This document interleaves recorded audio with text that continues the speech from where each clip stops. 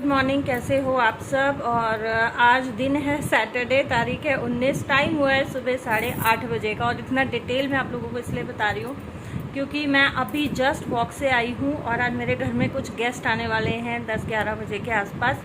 तो मैंने मेरी हेल्पर को कॉल किया था जो सफाई बर्तन वाली है कि भाई आप थोड़ा जल्दी आ जाना, क्योंकि वो मेरे घर 10-10:30 बजे के आसपास आती है। अब उसके हस्बैंड ने फ़ोन उठाया और सुबह सुबह हो गई मेरे साथ ट्रेजेडी।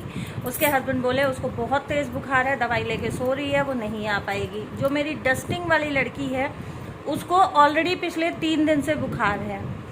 खुशी है नहीं, मेरे से इतना काम हो नहीं पाएगा। मेरे घर की बैंड बजी पड़ी है, कल होली थी, आपको पता है त्यौहार पे वैसे ही घर की बैंड बजती है। और मेरा बेटा सो रहा है, ये उठ नहीं रहा। इसको मैं इतनी बार उठा चुकी हूँ, बेटा हेल्प कर दे, हेल्प कर दे, हेल्प कर दे। ऑलरेडी 8:30 हो गया है।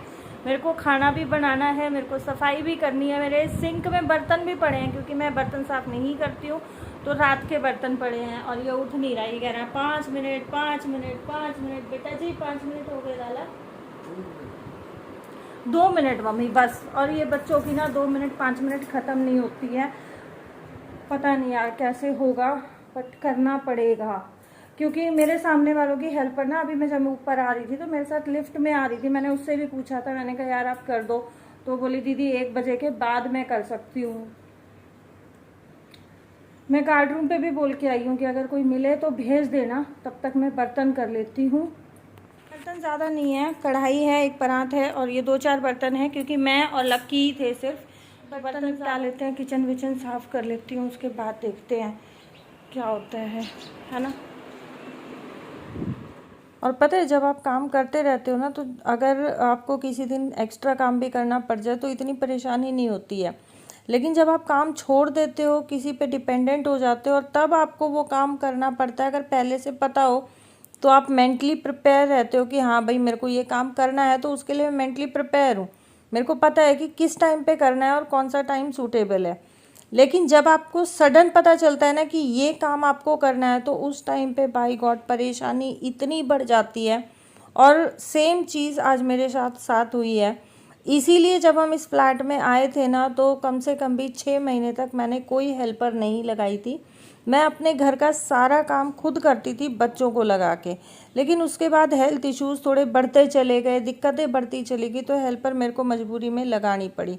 और वही है कि देखो अब हेल्पर लगाई है, हेल्पर लगाने के बाद अब जब नहीं आती है तो पता चलता है। और आज मेरे को स्पेशली इतनी परेशानी हो रही है ना अकेले घर संभालने में कि ये मेरा बेटा उठ के नहीं दे रहा है।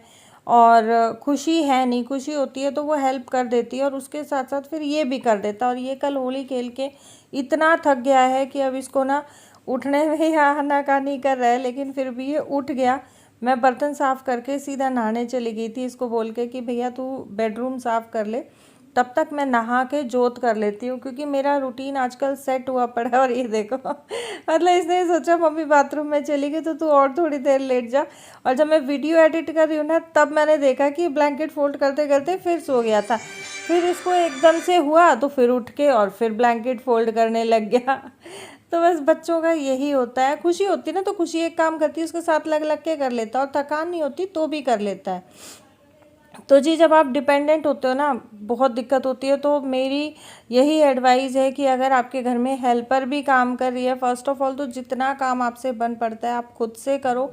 लेकिन अगर किसी मजबूरी के कारण आपने हेल्पर लगा रखी है, तो उस हेल्पर के ऊपर फुली डिपेंडेंट बिल्कुल मत रहो। आप थोड़ा बहुत काम करते रहो, ताकि जब आपको अचानक से काम करना पड़े तो ज़्यादा परेशानी ना हो। तो जी मैं नहा के आई, जब तक लक्की ने दोनों बेडरूम साफ़ कर दिए थे, बाहर वाला भी अंदर वाला भी, और खुशी का रूम भी साफ़ कर चुका है ये, जब तक मैं नहा के आई हूँ। आते ही बस मैंने पूरा किचन साफ़ कर दिया और अब खाने पीने का कुछ देखेंगे। और जब किचन हमारा साफ़ हो जाता है ना, तो ये लगा लो कि दिन का ना आधा काम ख़त्म हो जाता है। किचन का सबसे बड़ा टास्क होता है किचन साफ़ करना। और जब किचन में ये इस तरीके की मॉड्यूलर गैस चूल्हा हो तो वो सबसे बड़ी सिरदर्दी है। मेरे को ये गैस बिल्कुल सूट नहीं कर रही है, ना मेरे को ये गैस बिल्कुल भी पसंद है, क्योंकि बर्तन में एक जो इवन फ्लेम लगती है वो बिल्कुल नहीं लगती इसमें। तली में तो इसमें बीच में प्लेट्स लगा रखी हैं, तो बर्तन की तली की तो फ्लेम रुक जाती है, साइड साइड से लगती है। जितनी मर्जी मंदी कर लो, सब्जी थोड़ी बहुत साइड में लगे बिना नहीं रहती। रोटी सेकने लग जाओ, बीच में से कच्ची रह जाएगी, साइड साइड से फ्लेम लगती है। जो दूसरी नॉर्मल गैस चूल्हा होता है उस पर बर्नर होते हैं ना, तो उसमें इवन लगती है, इवनली फ्लेम लगती है, तो वो काफ़ी अच्छा होता है। बट ये गैस मुझे पसंद नहीं है।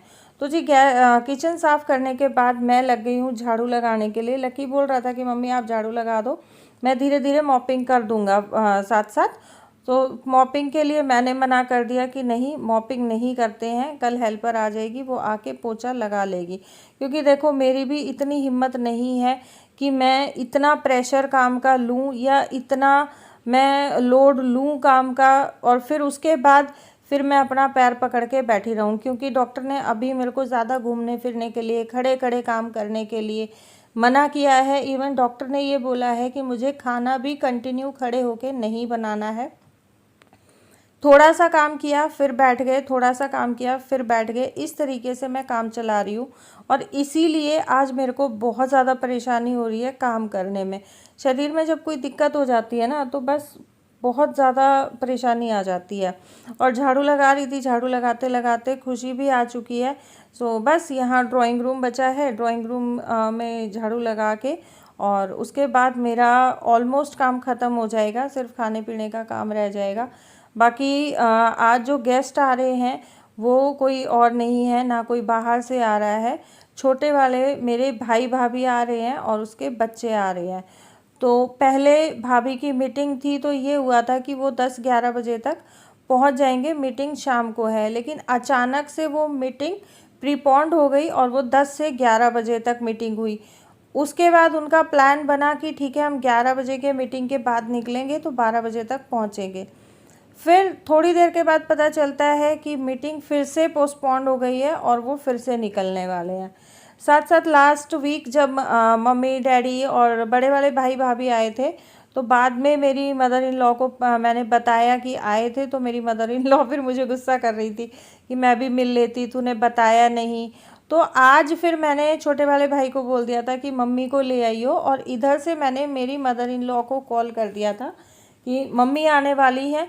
तो बस यही लोग आ रहे हैं आज। और वही होता है यार, देखो चाहे घर का हो चाहे बाहर का हो, चाहे कोई आ रहा है चाहे कोई नहीं आ रहा है, लेकिन घर में साफ़ सफाई बहुत ज़रूरी होती है। और वही है कि अगर आपका शरीर ठीक है ना, तो आप कुछ भी कर सकते हो, लेकिन जब शरीर में बीमारी है या शरीर से आप परेशान हो तो काम करने में बहुत डिफ़िकल्टी हो जाती है। और ये है मेरी छोटी वाली भतीजी, और छोटे वाले भाई के बच्चे हैं दोनों, भतीजा और भतीजी। दिया मन्नू को आप लोग सब जानते हो। और ये है भवी और Veer. Where are you going? Where are you going?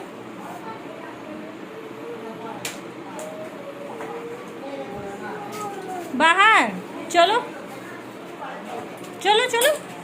Pick it up. Pick it up. Pick it up. Pick it up. इधर है दादी के पास। दादी का तो 36 का आंकड़ा है इसका। दादी तो इसका 36 का आंकड़ा है।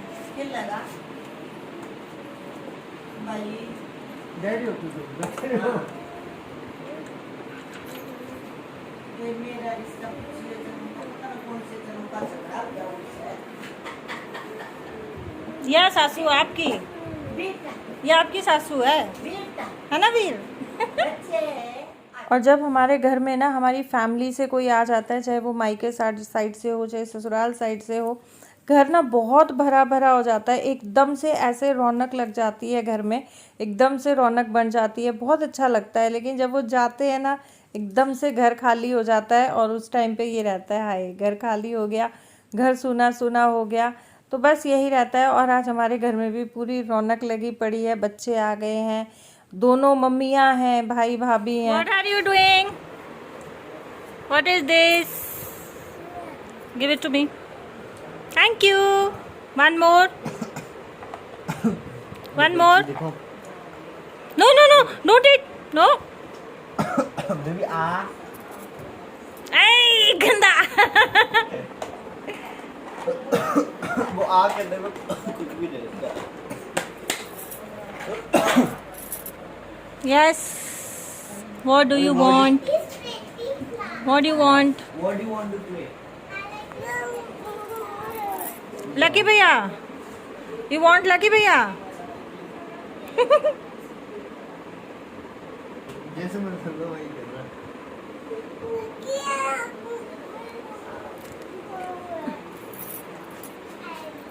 ये लो. Take it.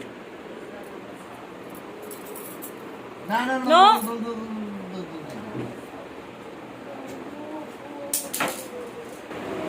तो जी ये दोनों लग गए अब अपनी मस्ती में, ये अपनी हिंदी भाषा में बातें कर रहे हैं और मैं इस वीडियो को कर रही हूँ यहीं पे एंड। मिलूंगी आप लोगों से एक नए ब्लॉग के साथ।